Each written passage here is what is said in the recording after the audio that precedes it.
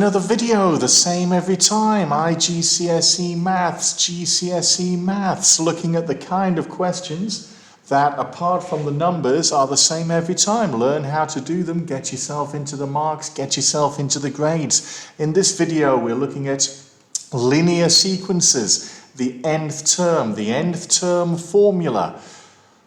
Write an expression for the nth term of the sequence below. Now, in this question, they don't use the word formula, but when they just say nth term, they mean we're looking for a mathematical formula. And it's going to look like something times n plus something. And the n, by the way, is just the term number. For the first term, n would be 1. For the second term, n is 2.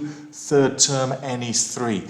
Anyway, let's just see how we do this. It is the same every time, so we don't really need to worry too much about this kind of question, finding the nth term formula. The first thing we have to do is just look for the difference between each term. So what do we do each time? To go from 15 to 12, I'm taking away 3.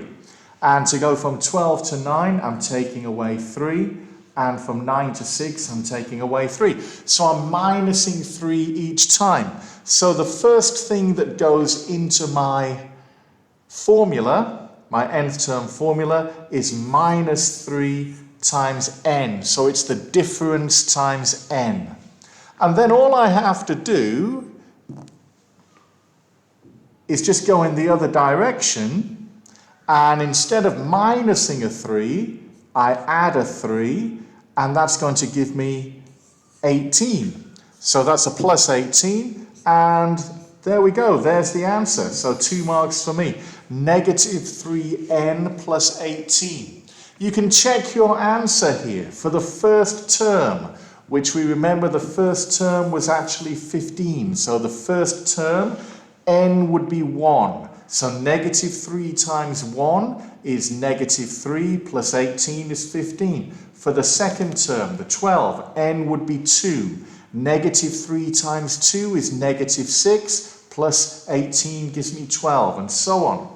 Anyway, you don't really need to do that to be able to answer the question and to get the marks. So it's always going to be exactly the same thing. The difference between each term, in this case, was minus 3. So minus 3 times n. And then instead of minusing a 3, we go the other way. We add a 3, and that gave me the 18. So minus 3n plus 18. Exactly the same thing every time, the same every time, apart from the numbers.